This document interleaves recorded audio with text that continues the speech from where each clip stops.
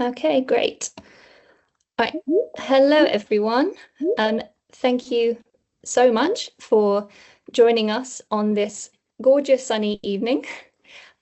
We are really excited to bring you this British Veterinary Association webinar all about hip and elbow screening and how health screening can be used to make responsible and proactive decisions around dogs and dog breeding.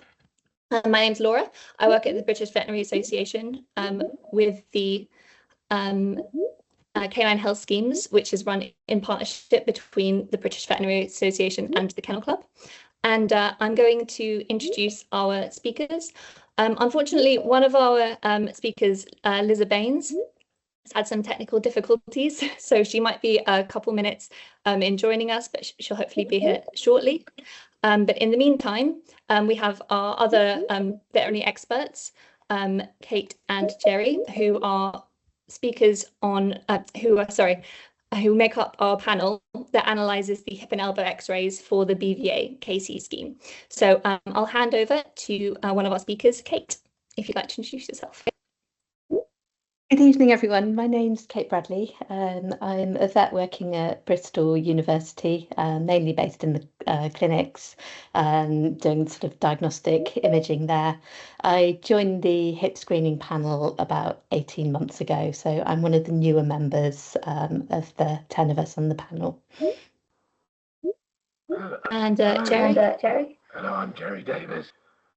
My career stretched through the Royal Veterinary College and then in private referral practice. And despite being fairly long in the tooth, I'm still doing a fair amount of reporting of radiographs.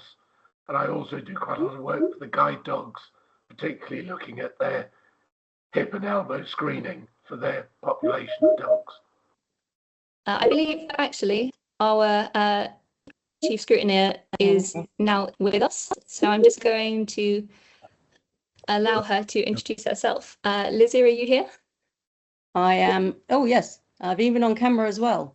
I've managed to get audio, and it's taken me a few more minutes to get video, but here I am. So Laura sort of introduced me a bit, I guess, while I was trying to join the call. But I'm Liz Baines, currently the Chief Scrutineer of the Hip and Elbow Dysplasia panel. I've been a specialist radiologist for 25 years and working on the panel for about 23, I think it is, something like that. So I've been around a bit. Right, shall I kick off? Is everybody else introduced? Sorry, Laura, I was... Yes, everyone else has been introduced, Fine. So we are ready to go. Ready to go, perfect, okay. So as you know, myself and Kate are going to be leading the main presentation, and then Dr. Davies, Jerry is going to join us for the question and answer session at the end. I'm going to take you through a little bit about the history of screening and the principles behind screening programs, and then talk about the components of the elbow dysplasia scheme. And then Kate will take over and talk about the hip dysplasia scheme and about what happens when your radiographs are actually submitted for scoring or grading at BVA. So first of all, an introduction to canine health screening. Well, we are very pleased to be able to announce that today we are celebrating 60 years of the BVA hip dysplasia scheme with the Kennel Club. Looking back at a little bit of history, the knowledge of hip dysplasia has been around for over 80 years, and Sten Erik Olsson, a renowned Swedish radiologist and orthopedic surgeon, was one of the first people to devise a screening scheme in Sweden back in the 1950s. So elbow dysplasia was then recognised in the 1960s, and as I said at the beginning, in 1965, the first BVA and Kennel Club hip dysplasia scheme was launched. Then there's been various other organisations have set up since then, the Orthopaedic Foundation for Animals, which is based in the States. Then the FCI is the European Federation for Pedigree and Canine Health. Then the International Elbow Working Group was developed in 1989 to further develop schemes around elbow dysplasia.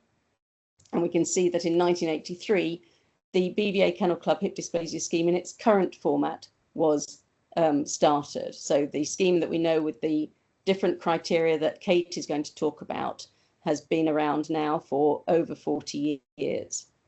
Then we have various other ways of screening hips and various things, mostly based in America. And then in 1998, that was the first launch of the VBA Kennel Club Elbow Dysplasia Scheme. And there's a nice picture of Sten Erik Olsen, to whom we owe so much. Thank you, Kate. So first of all, talk about some principles of screening. We may be aware of health screening in human patients, and we particularly think about looking for breast cancer with mammography, and also when you get into your 50s, you might be offered the opportunity for screening for colonic cancer. And we know that those screening tests aren't necessarily 100% reliable. They need to be reliable enough. It's not going to be perfect. To have a perfect test would be time consuming and expensive, and would also potentially screen out some of the ones that are in fact positive for the condition, because you can't have a test that is 100% specific and 100% sensitive. And by that we mean 100% sensitivity means you detect everybody who is positive for that condition, but you may include some other people who haven't actually got it but just appear to be. So they are, oh no, so that's the other way around. Though you might not get everybody with, if your sensitivity isn't high enough. So with 100% sensitivity, you would identify everybody who has the condition. With 100% specificity, you'll identify people who only have the condition. But it's a very rare test to be both 100% sensitive and 100% specific. So we're looking for a reliable but not necessarily perfect test that we can reach as large a proportion of the breeding population as possible. You've got to get people to join in with the scheme, people like you who are on the webinar, who are keen to do it or who are already doing it. And so you've got to make it relatively easy for people to get their animals screened. You need to be able to perform it repeatably. You need to be able to do it more than once, so you get into a routine and everybody knows what they're doing. And it can't be too expensive. Even if you make screening tests very expensive, then nobody is going to join in and get their animals done, because it's just not economically viable. And we also want to use a screening test which does detect the affected individuals as early as possible, because the younger you can identify them, then the sooner you can make decisions about what we're going to do in the future. Thank you, Kate. So does screening work? Well, if we look at work that's been done in guide dogs have a very strict breeding program where they don't breed from anything that even has a chance of carrying hip dysplasia. And if you look at these two graphs here, the one on the left is hip dysplasia, the one on the right is elbow dysplasia. And you can see that the overall trend of those lines, represented by the red dotty line on the one on the hips, you can see that the line is going downwards towards 0. So out of the dogs born on the y-axis, the vertical axis, is the percentage of animals born that were affected. So it started at 8%, so 8 out of every 100 puppies that were born had hip dysplasia back in 2000, and now we're down to, or the guide dogs are down to, less than 1% of all puppies born, which I think you'd all agree is a very positive result from this screening program. With elbows, we have a slightly more fluctuation, but there is again an overall downward trend. It started at about 5%, and now they're down to less than 2%. So that's a very positive sign, and that's all because they test and they react to those test results. Thank you, Kate. So the inherent difficulties for hip dysplasia and elbow dysplasia we'll talk about quite a few times during this webinar. These conditions are multifactorial diseases, and by that we mean there's not one single cause. It's nice if you've got a condition that you can just say, okay, if you've got a pink toe, then you will definitely get measles when you're 12. Okay, so, but unfortunately, hip dysplasia isn't like that. There's lots of different causes that come into effect. So there is genetics, but it's not a single inherited condition, like some of the eye conditions and some of the other conditions you might have seen breeding tests for in the health standard. There's not a straightforward genetic test that we can do. There's more than one gene involved in the development of hip dysplasia. And there's also environmental issues that come into play. It's not just an inherited condition, and we'll talk about that a bit more. We also need to make sure that we one of the difficulties we have is that sometimes people aren't keen on testing for a variety of reasons. And also sometimes we find that, and we find this quite a lot, sadly, that once the images have been made in your local veterinary practice, so the radiographs of the hips have been done or the elbows have been done, and then for whatever reason, those radiographs are not actually submitted to the schemes. And that is where we fall down, sadly, because we're losing all that data, which is so important to help us ensure the schemes are going to be effective and try and make improvements for the future. And one of the difficulties is, as I've talked about already, the test sensitivity and specificity. Our test is not 100% sensitive and it's not 100% specific. So we will be missing some dogs that may develop hip dysplasia, and we will be including in the ones that we give a higher score to or a higher elbow grade to, ones that haven't got dysplasia. But on the whole, we like to think that we're getting as many animals that are affected included correctly in our scheme. Thank you, Kate. And now we're moving on to some slides from my colleague Joanna Ilska, who's the geneticist at the Kennel Club, to try and explain this and to illustrate this a little bit further. So as we've already said, hip and elbow dysplasia are very complex traits. The animal may have a genetic predisposition, which means its genes make it likely to develop hip and elbow dysplasia, but then the environment throughout the development period of this puppy's skeleton, things like diet, amount of activity, size of the dog, and shape of the dog, interact with the genetic changes to give you a final hip score or elbow grade. And you can see on this picture here, you've got a dog that might have on the Labrador on the left that might have a low genetic predisposition, perhaps due to other factors, then ends up with a higher score, whereas the one in the middle, a middle genetic predisposition, ends up with a lower score due to things that happened in its environment. But we can only control through through schemes, we can only control the genetic predisposition. So that's what we're trying to work on when we're doing the hip and elbow dysplasia schemes. Just a little, sorry, next slide, please, Kate. I was trying to change it myself then. Just a little word about some of the terminology that we use. The Kennel Club have been developing the EBVs, which stands for estimated breeding value. Now, this is a number generated by a statistical model to determine the likelihood of an individual animal within a breed to either suffer from and or pass on to its offspring hip and elbow dysplasia. And so EBVs are very powerful tools at certain times, and I'll talk about that in a minute, and that can be used to tell us how an individual dog compares to the rest of the breed. The BVA side of the scheme develops breed-specific statistics, and these are individual breed averages for both the hip and the elbow results. Majority of them are in the hips. And different breeds have different shapes or conformation. So we have specific ones for each breed, because you can't really compare something like a greyhound to something like a corgi. They have very different shapes, I think you'd agree. So each breed has its own breed-specific statistics, which we use to advise breeders and owners about what to do with their particular animals. And it is recommended that dogs should only be bred from if they have scores or grades significantly below the individual breed average.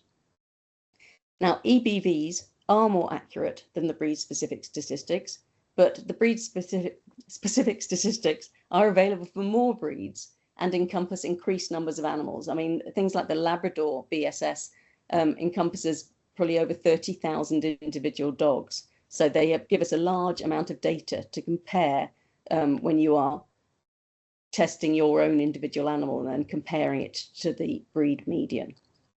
Thank you, Kate. So a slide from Joanna. Family information is very important when we are trying to assess how much likelihood there is for an individual animal to pass on hip dysplasia.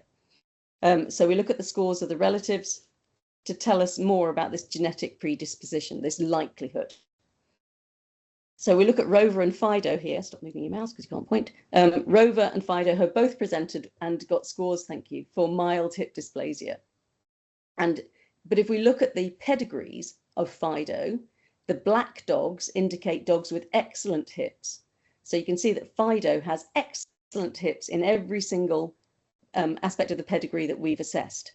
Whereas Rover, even though he himself only has mild hip dysplasia, we can see that his pedigree contains a lot of different dogs that have excellent, those are the black ones, some mild hip dysplasia, which are the light grey, and then he also has some dogs with, or some ancestors with severe hip dysplasia, indicated by the white dogs here. So we might be able to tell just from looking at this that Rover is more likely to pass on hip dysplasia compared with Fido.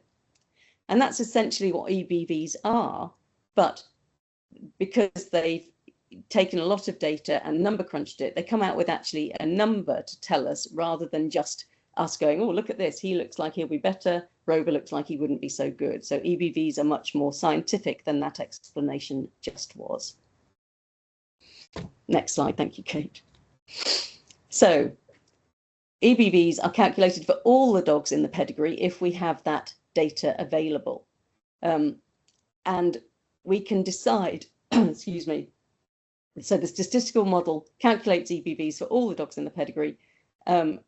Not all dogs will have the same amount of pedigree information, however. We might only have, we might only know about 8 of the dogs in the pedigree based on their hip scores. So the more information we have, the more accurate the EBV will be. And so when you see an EBV on the Kennel Club website, and the little image up in the top right-hand corner shows you what you get if you choose an individual animal and put the Kennel Club number into the Kennel Club website, you will see that its EBV is given in relation to the breed average. So the breed average in that little picture at the top is the green vertical line in the middle. And you can see that ones to the left of that line have a green light and ones to the right of that line would have a red light. So anything to the left of the line suggests that it has a lower chance of passing on hip dysplasia. So in this particular animal, this had a -12 compared to the breed average. And so that's good. It's lower than the breed average, but also we have a confidence of 72%, which is quite high. We are 3/4 of the time sure that that is actually genuine. So the confidence is the correlation between the EBV and the true genetic predisposition. And it all depends, that confidence depends on the amount of information that we have. So we can have much more confidence if we know what that dog's radiographs scored at, when we know that the dog's parents' radiographs scored at, and if we also see what that dog produced in future generations. So it is important to keep testing, even if you think, well, that dog got noughts, so I'll assume that all its offspring is going to get naught. It's like, no, you need to test it because there may be holes in the pedigree information that we don't yet have. And we'll just do an example of that now. Thank you, Kate. So in order for us to be able to have all of that information for EBVs and for the breed-specific statistics, we need to make sure that we do submit all of the radiographs which are taken to the BVA for grading or scoring. There was a study that came out of America from the Orthopedic Foundation for Animals a few years ago, which indicated that normal or good results are 8 times more likely to actually be submitted. And that may be because vets are saying, oh, this dog's going to get a high score, don't submit it, or the owner thinks, no, I can see those look awful, I'm not going to submit it, and perhaps thinking about saving some money. But if we're thinking about the overall good of the breed, the more animals we can submit and get scored or graded, the better it is for that breed in total. So the score of an individual dog has a huge value for evaluating its relatives. So let's look at Fido here.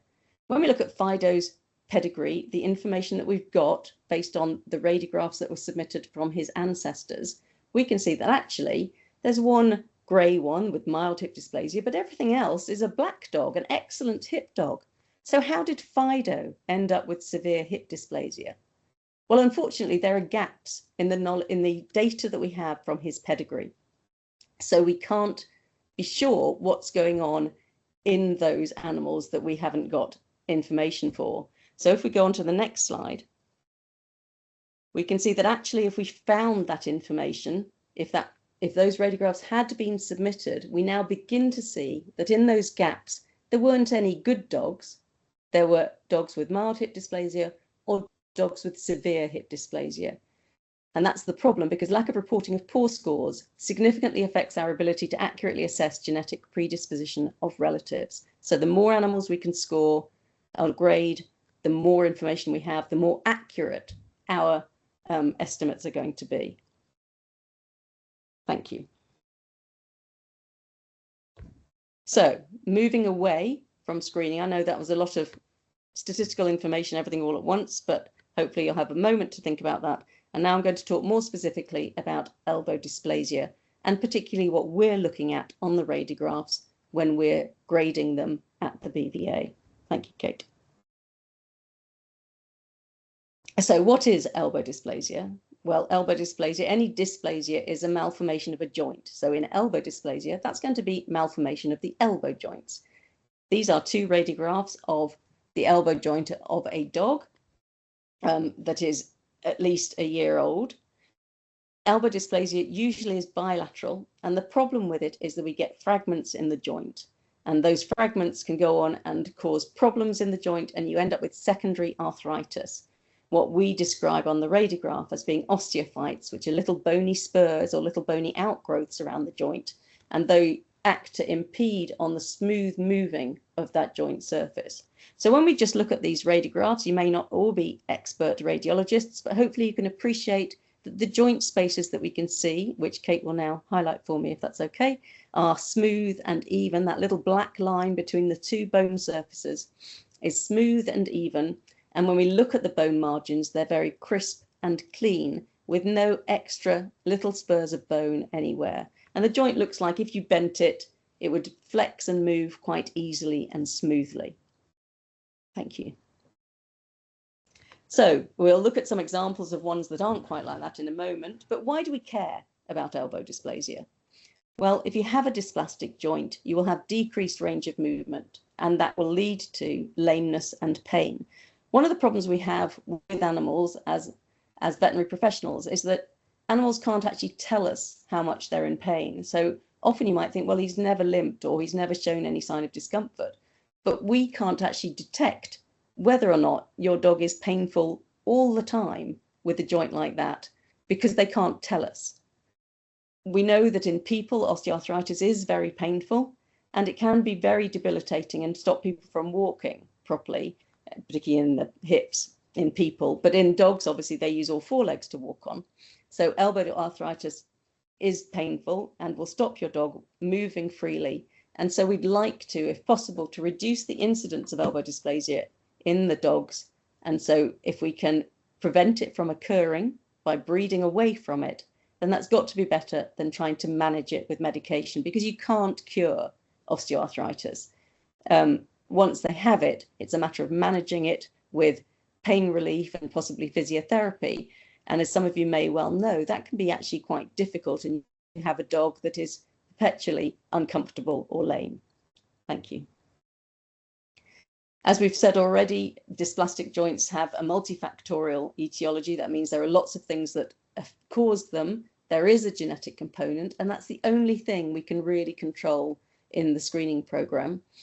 But it is also affected by diet, environment, how much it goes up and down the stairs, how much it jumps for a ball and lands hard on its front legs, the amount of activity it has, and the weight or size of the dog.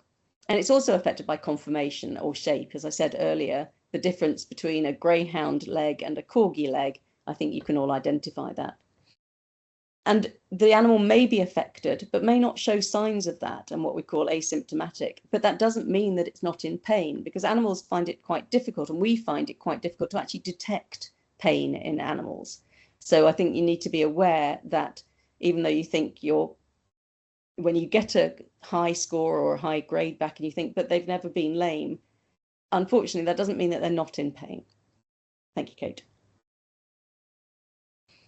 So we follow the parameters set up originally by the International Elbow Working Group, who are a group of European countries, veterinarians that have come together to discuss elbow dysplasia and to try and develop the screening program. And they have an annual meeting where they review the scheme and think about any improvements there might be. And we broadly follow the suggestions of the IEWG. Originally, when the scheme was set up, you had to submit two lateral views, one which is so-called neutral or extended view, as if the dog was standing in front of you on the right of the screen, thank you, Kate, and the other more flexed view with the elbow bent, and that exposes different parts of the elbow joint, as we'll see on the example shortly. Originally, the elbow scheme also required a craniocaudal view, which is taken as if you imagine the dog's legs out in front of you and the X-ray beam coming through from front to back.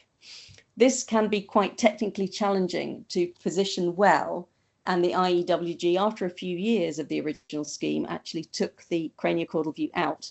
So we followed suit to try and encourage more people to actually submit to the schemes. As I talked about at the beginning, there's no point in having a screening scheme if you can't get as many animals as possible through it, because you need that data. You need to be able to see where everybody is and have the data to compare.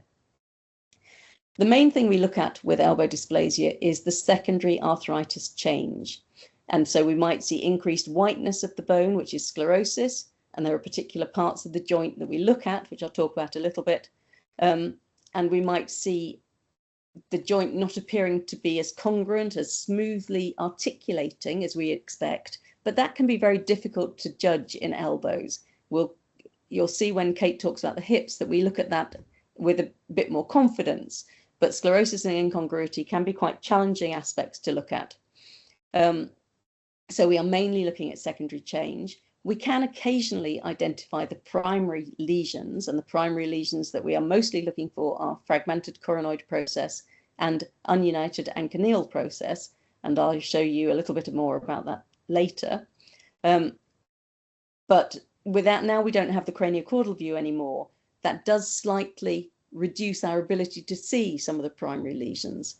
But having said that, is it better to have a slightly less sensitive test, which gets more animals into the schemes, or have a slightly more sensitive test, but nobody submits? So I think, we need to get the numbers in to make it a worthwhile scheme. Now, CT is much more sensitive for evaluation of the elbows, as some of you may know, but CT is much more expensive to run and is less widely available.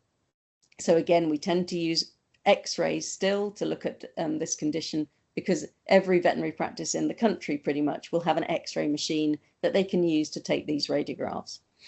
But now we're looking at more CTs for clinical cases rather than ones for screening.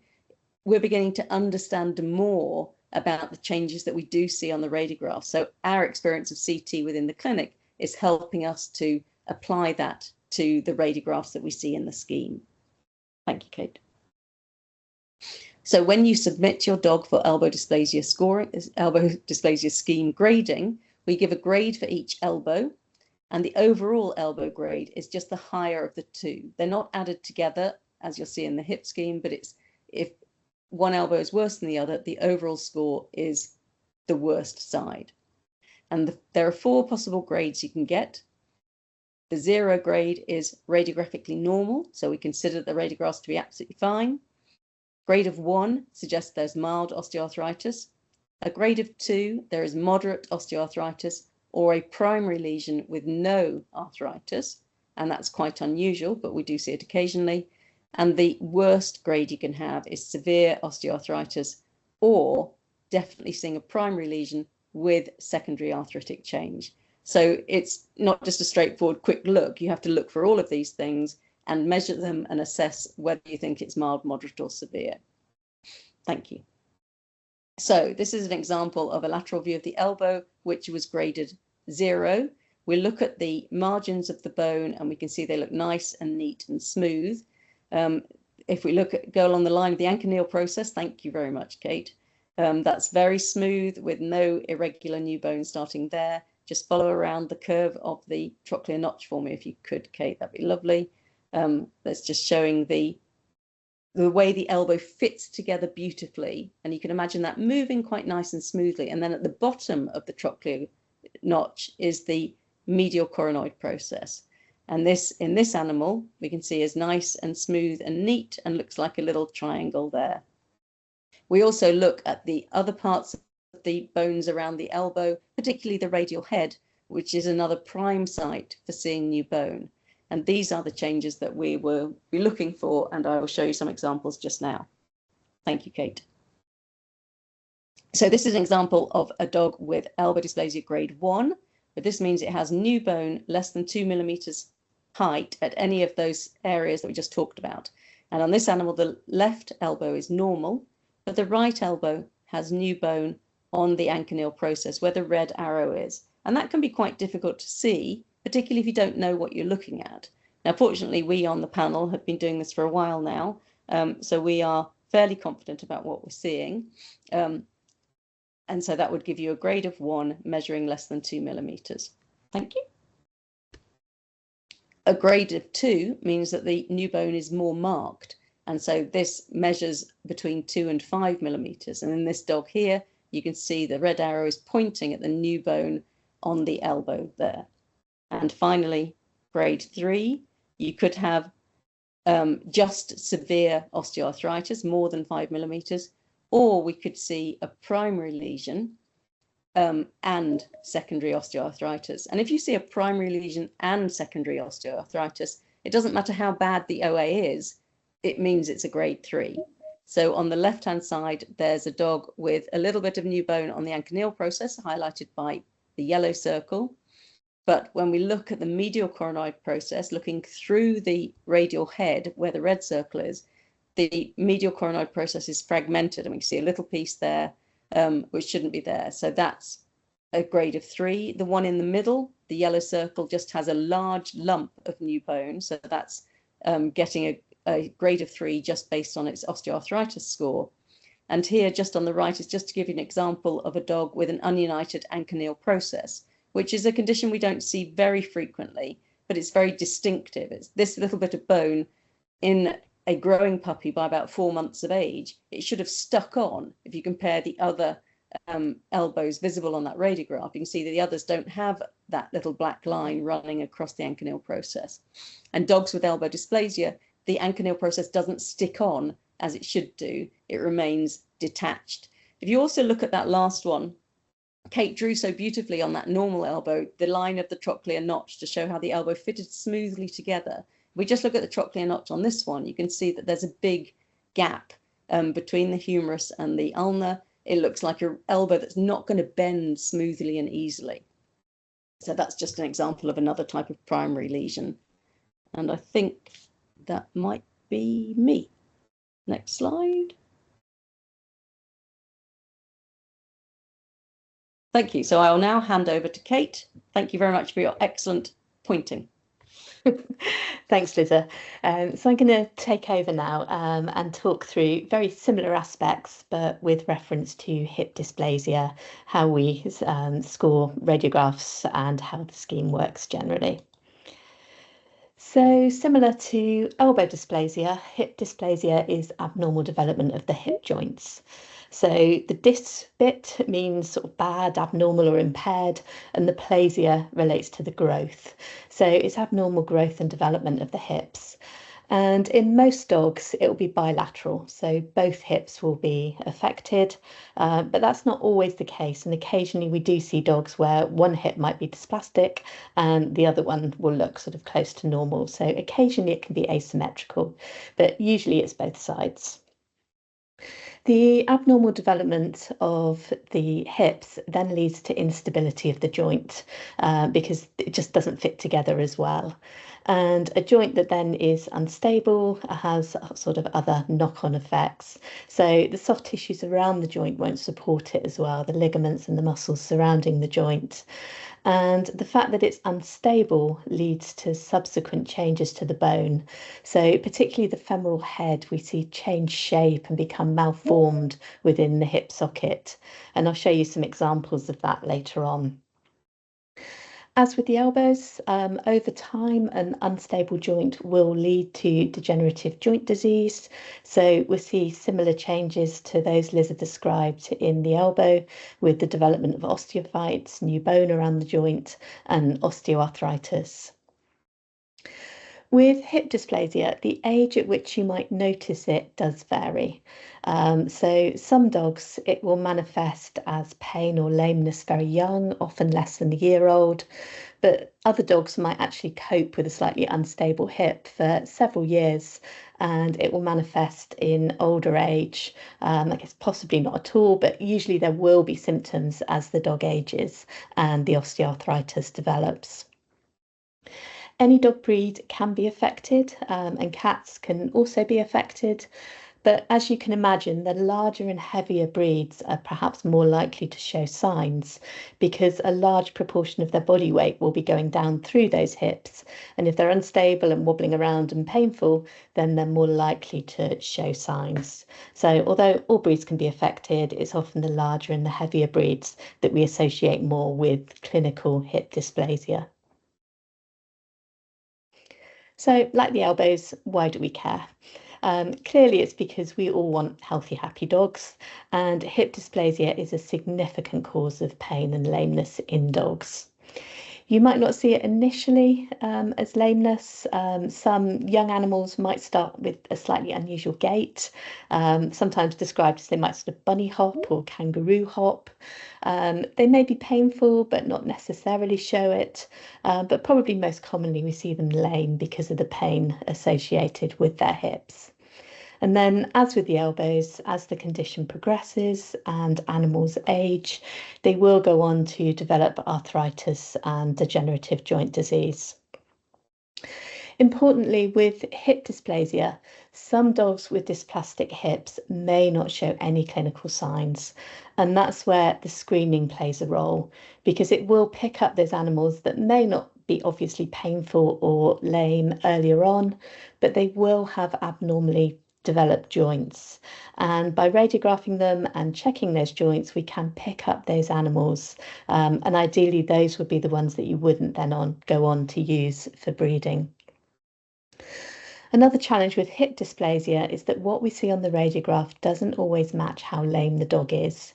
So we do see some dogs with radiographically what looks like fairly good hips, but they are lame and they do react to manipulation of their hip joints. We might see other dogs that have developed a lot of osteoarthritis, but are trotting around relatively happily. So that is one of the challenges clinically with hip dysplasia, is that when you radiograph, it may not always match exactly what the dog looks like in real life. As with the elbows, there are multifactorial causes of hip dysplasia, so it's very difficult to unpick the different factors and say exactly sort of how much each one contributes to the end result. What we do know, though, is that there is a heritable component, and unless dogs have that genetic predisposition to abnormally developed hips, they're unlikely then to go on and develop the osteoarthritis secondary to that. But the degree of change, the rate of change, as Liza mentioned with the elbows, will be affected by other factors.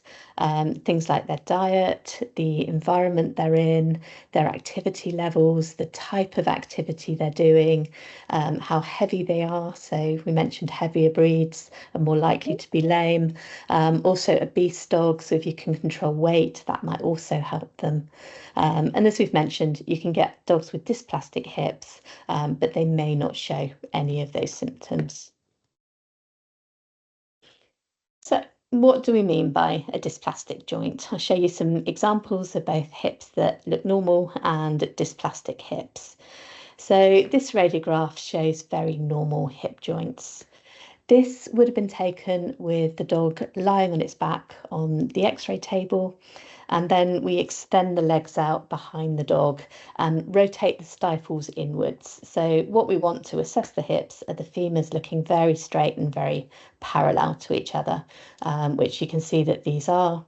And then when we look at the what's called the obturator foramen of the pelvis, we can see that these look very straight and very symmetrical. So this is a nicely positioned radiograph to assess the hips. So with a normal hip joint, what we want is for the femoral head to be almost circular. It's not going to be completely circular, but it's a nice rounded, very clean, very crisp margin to that bone. and we want them to sit well within the acetabulum. So the acetabulum is the socket of the ball and socket joint, and you can see that this femoral head is sitting well within the acetabulum. The joint space we can look at, and that's the darker area that you can see at the front.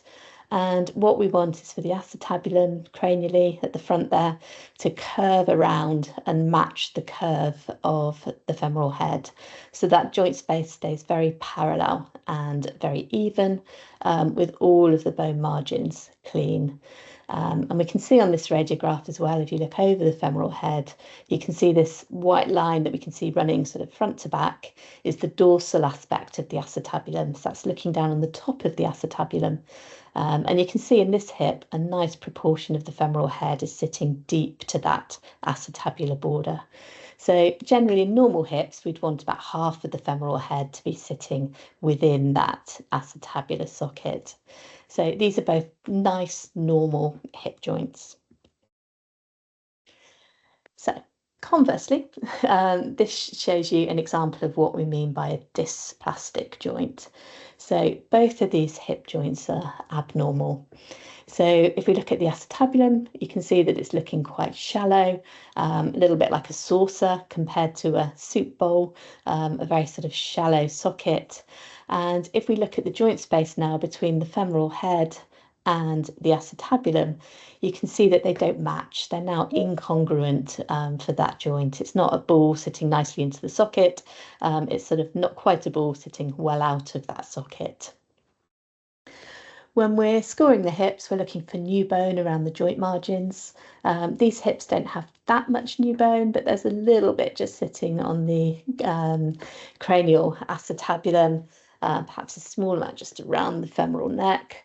But there's not a lot here, but that will progress as the dog ages and the bones remodel. So over time, this hip will develop secondary osteoarthritis.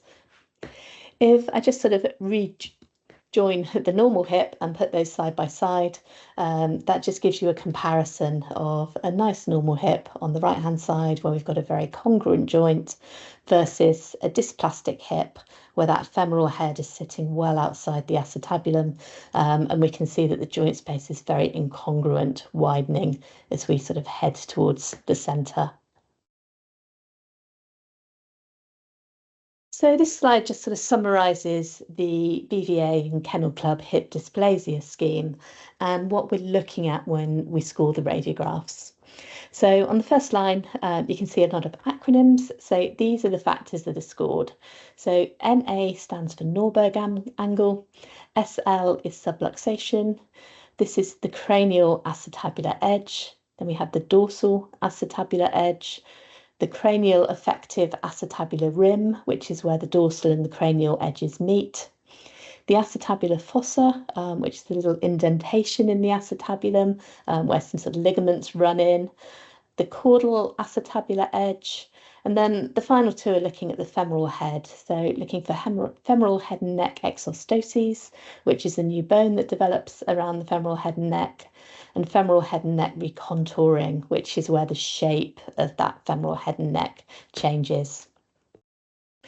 With these parameters, it's quite important to sort of understand the scoring system to separate the first three from the last six.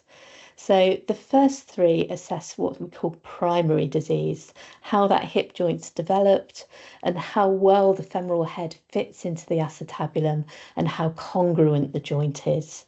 So that's going to be sort of the actual development of the hip joint. And then moving on, the remaining six assess the secondary change. So the new bone that develops, the osteophytes that sort of come up around the joint, and the sort of subsequent osteoarthritis that the dog will be having.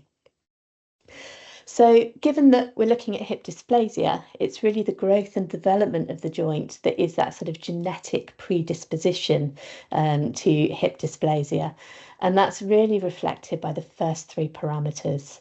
So when you're looking at the hip scoring coming back and the sort of number breakdown, higher scores in the first three parameters are significant, even if the overall score is below the breed mean or median. because the breed mean scores, some of those numbers are going to be made up by the degenerative change. So if all of the number of an individual dog is made up of those first three, it still would be sort of worth reflecting on that and considering how it may sort of fit into a breeding plan. In terms of the numbers, we've got the 9 parameters, and they are scored on each hip joint and added together, generating a total score. So with the hip scores, the lower the score, the better are the hips. Perfect hip would achieve a score of 0. We wouldn't put a score on any of those parameters and it will come back with 0. The maximum each hip can get is a score of 53. So clearly when you add the 2 hips together, the range that we're working with is between 0 for perfect hips and 106 for hips that have progressed sort of as far as they can go with remodelling and new bone formation. So schematically, this slide sort of shows you an outline of a pelvis and a hip, and we can just run briefly through those aspects that we score. So for the Norberg angle, each femoral head we're sort of making into a circle. We're taking the centre of that circle and joining the 2 femoral heads. And then for the hip that we're measuring, we're just extending a line out to the cranial acetabular edge and measuring that angle. And in a good hip, the centre of the hip should be well within the acetabulum, giving us an angle that we want to be about 105 degrees or greater. Subluxation is how far the centre of the hip sort of fits inside the acetabulum. So again, we want that inside the dorsal acetabular edge. So the further in that centre is, the lower the score for subluxation. And then the last factor that sort of assesses the conformation of the hip joint is the cranial acetabular edge.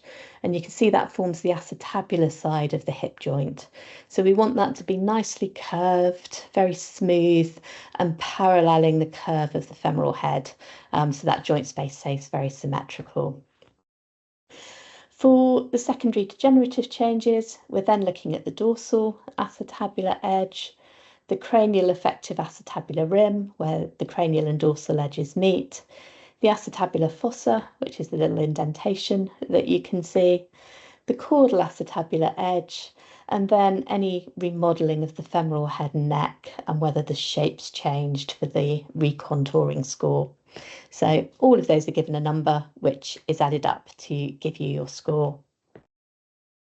So I'll show you examples of 3 hips of varying scores.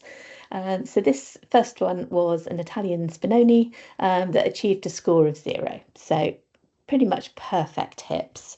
Again, like the initial image that I showed you, you can see that the femoral head is very nice and rounded, very, very far inside the acetabulum. You couldn't push that one much further in. You can see that the joint space is very narrow, very congruent and parallel cranially, and all of the joint edges look really nice, really clean, really smooth, with no degenerative change. So this hip scored 0. This next one was a golden retriever, which achieved a total score of 75 with 32 on one side and 43 on the other. So if we compare this to the last one, you can see that the femoral head's no longer sort of completely round. They're a little bit like block shaped. If we look at the other side, you can see that's quite an angular sort of appearance there, a little bit sort of flattened rather than a nice rounded contour. You can see if we can make this femoral head into a circle, the centre of that circle is sitting well outside the acetabulum. Joint space is very wide. And then we're starting to get some osteophytes around the margins of this joint. You can see around the acetabulum on both sides, we've got a little pointed rim there, and we've got a little bit of new bone appearing around the femoral neck. So all of these little bits of new bone and the femoral head not sitting well within the acetabulum add up to scores pretty much sort of across the board, and the total here was 75. And then progressing a little bit further, this was a Labrador with a total score of 90. Again, you can see that these femoral heads are very remodelled, and rather than having a nice sort of indentation of a femoral neck, this is now starting to almost completely fill in with new bone. We've got a lot of new bone around the acetabulum. You can see quite a big lump on the side there. And if we look at the contralateral side, we can see we've got a really big sort of hook of new bone formation, with the body sort of almost attempting to make that acetabulum bigger. And again, new bone around the femoral head and around the acetabulum, leading to a very high score for this dog. So we're just going to talk a little bit now about how and why to get your dog screened through the BVA and Kennel Club canine health schemes. So regarding submission of elbow and hip radiographs, we haven't got time tonight to go into detail about what the different sort of recommendations are for different breeds, but you can find all of those on the Kennel Club website under their health standards as to whether it's recommended for a particular breed or not. But any breed can be submitted to the scheme regardless of the sort of Kennel Club standards. So radiographs are taken with your own vets or another centre, and those images are then submitted via the BVA portal alongside paying the fee for the scoring or grading of those images. The images are first checked by our very efficient team in the office, and they look at every image to check that the images are all that we need to do the scoring or the grading, and that the images match the paperwork. So all of the details of the animal's name, kennel club number, etc., match with the radiographs. When they reach us as scrutineers, the first thing we do with the image is just to check the technical quality, to check that the radiographs are positioned well enough so that we can see the hips to give them a score properly, and that other technical qualities with the radiographs are adequate. So, you know, the radiographic exposure, the other technical aspects. When we look at the quality, ideally every radiograph coming through would be completely perfect, but real life doesn't always work that way. So often there are minor faults with some of the radiographs being submitted. So before an image would be rejected, we would look at that and consider the risk to the dog of any repeated sedation or anaesthesia to retake those images. So, for example, if a hip is rotated, but we can clearly see that it is dysplastic, there's a lot of degenerative change there, and that hip is going to get quite a high score, we will try to score it rather than have that dog undergo another sedation or anaesthetic procedure, to have a straight radiograph, which then comes back with a very similar high score. So we try to score what we can, but obviously we do need acceptable sort of quality radiographs to give an accurate score, particularly at the lower end. So that image is then graded and scored, which is then fed back to the veterinary practice. In terms of the logistics, there's 10 of us on the panel and we work in pairs. So every radiograph submitted is assessed by 2 people. We will be in the same room the vast majority of the time, and there will be discussion and generally consensus and agreement over what scores are given. We work with different people each time, so the pairs continually rotate.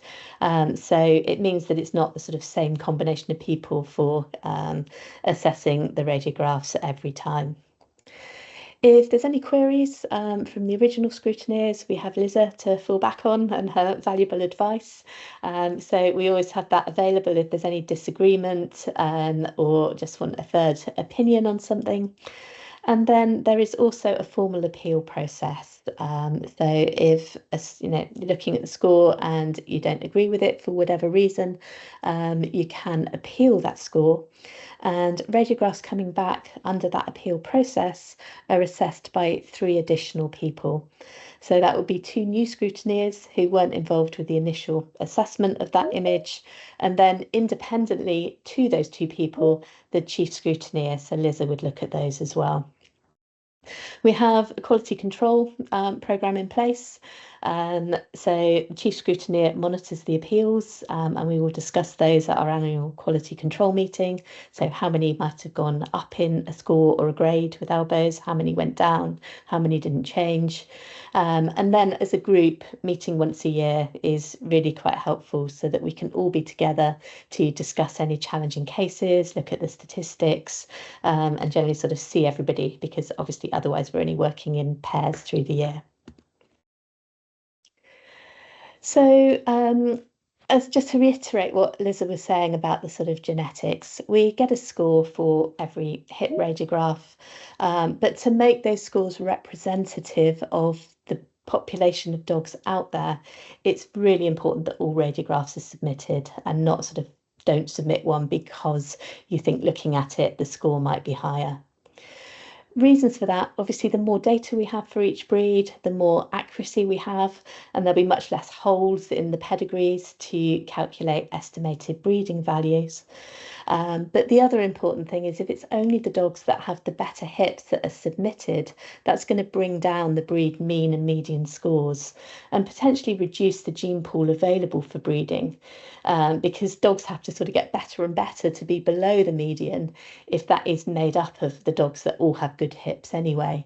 So it's very much going to reduce the gene pool if the dogs that sort of are out there with higher scores, but they don't actually make their way into the system. To a point, there's always going to be some reduction in the breed score because, as we said, some animals will become lame at a young age. They can't be scored below a year of age, at which point they're skeletally mature. But if they're diagnosed clinically with hip dysplasia under a year old, they're very unlikely to be subsequently screened. So that's a sort of inevitable way that breed mean scores will be brought down a little bit, but ideally they won't be brought down any further by radiographs not being submitted. So in summary, remember, dogs may have joint disease without showing any clinical signs, and that's where screening really comes in, because it's going to pick up radiographically those dogs with changes that clinically you would look at a young age and think they're absolutely fine. But that's not to say that at 10, 12 years of age, they'll still be fine.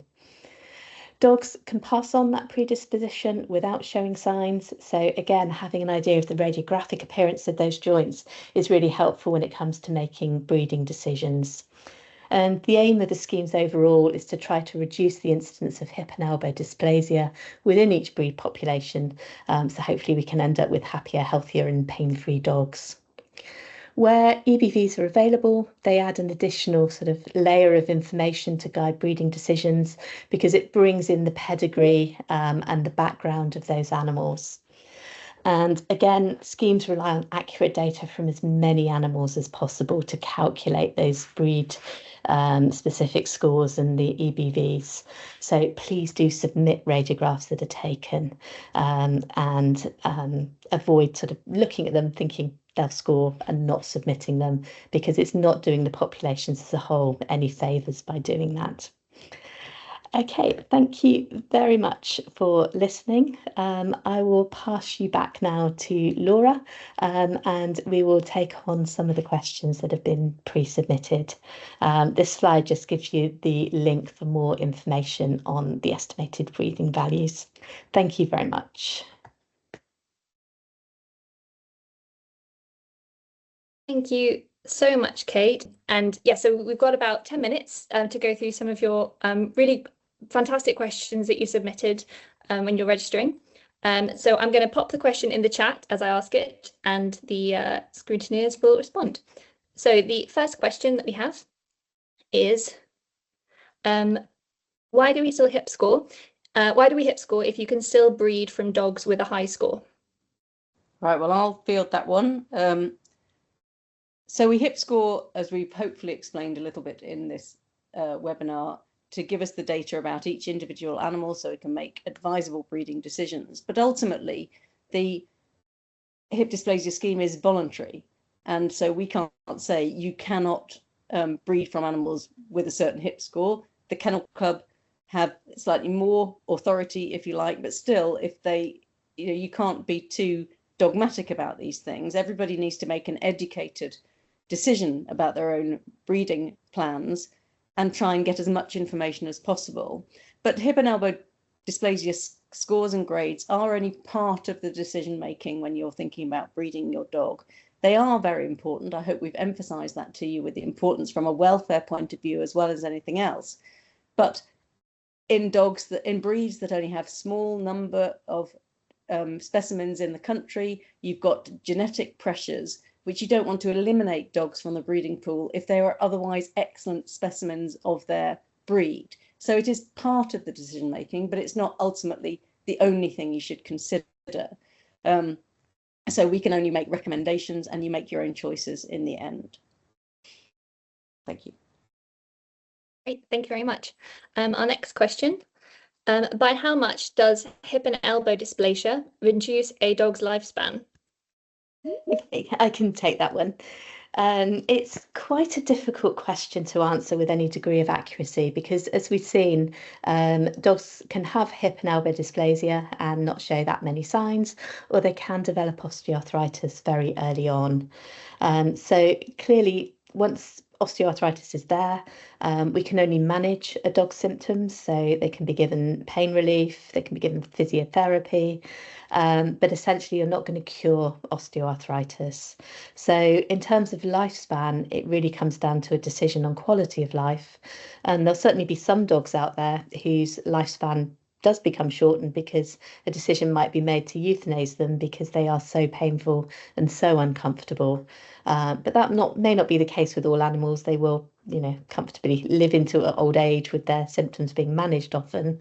But clearly it's better for them not to get those symptoms in the first place if we can screen and improve reduce the incidence of these conditions. Great, thank you, Kate. So our next question. We have. Oh, sorry, Joe, would you mind muting your microphone 1 minute? Thank you. So we've got a little bit of an echo issue. So next question. We have a large, slow maturing breed that doesn't reach full maturity until at least 3 years old. When would it be most appropriate to screen their hips and elbows? Excuse my lack of voice again, but I'll try my best. Technically, skeletal maturity is when the growth centers in the long bones close, and this varies from about 7 months in small breeds to around about a year in the very largest. You might say that full body maturity, muscle mass and everything else, may take a few months beyond this. Most screening is for breeding purposes, so there needs to be a compromise between the optimum time and the desire to get the dog or bitch breeding. So this is why the BVA schemes have settled on 12 months as the minimum age for radiography. I guess if you have an extreme giant breed, then leaving things for a few months later is entirely reasonable. But I suspect leaving it till 3 years of age, as the questioner has suggested, may be a little bit more than is actually necessary.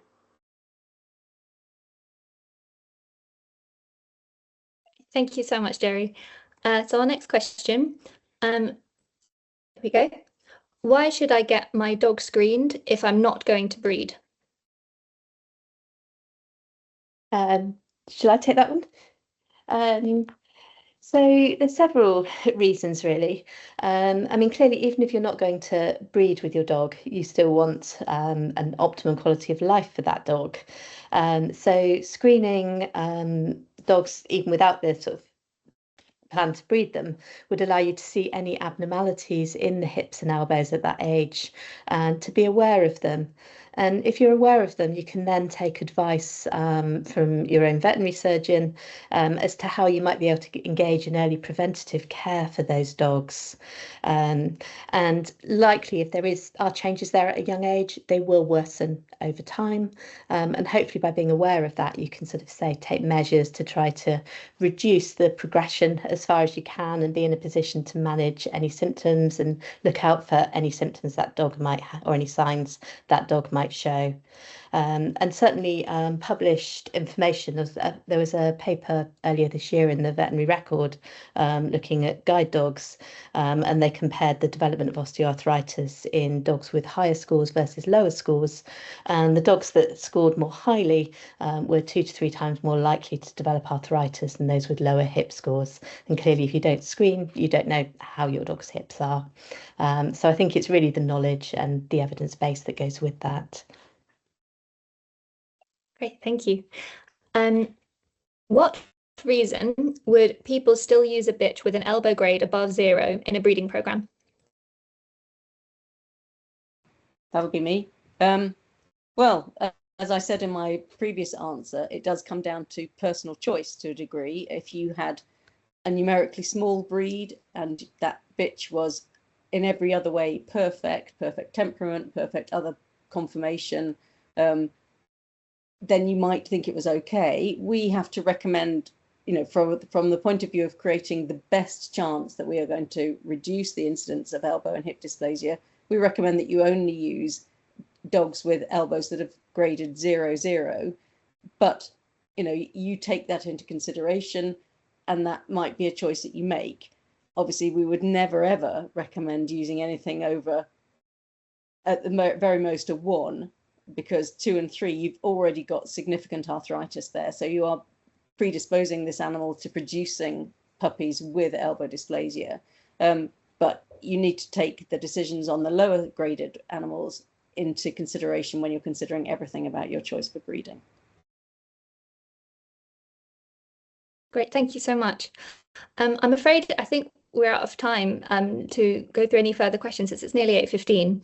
I just want to say thank you so much to the panel for taking the time to deliver this fantastic information to all of us. Thank you to everyone who attended. I'm just going to share my screen very briefly. So we would love to be able to stay in touch with anyone who wants to hear about discounts on the hip and elbow schemes, hear from our newsletter, and hear details about any pop-up eye clinics that we update very regularly if you're interested in eye testing. We're also hoping to do an eye testing webinar in the next few months for those of you interested in eye testing. So if you didn't opt in already when you registered for the webinar, then you can scan the QR code and opt in. I'd also just like to shout out that there is masses of information on the Canine Health Schemes webpage. If you go to bva.co.uk/CHS, I'll also pop that in the chat. And hopefully those of you who didn't get answers to your questions, we'll be updating the FAQs and the help centre very shortly. And hopefully you'll be able to get all the answers to your questions then. But yes, thank you so much to everyone for attending. And I will pop the link in the chat now. And I hope you have a lovely evening and are able to enjoy some of the gorgeous warm day that we've had. So thank you and have a good night.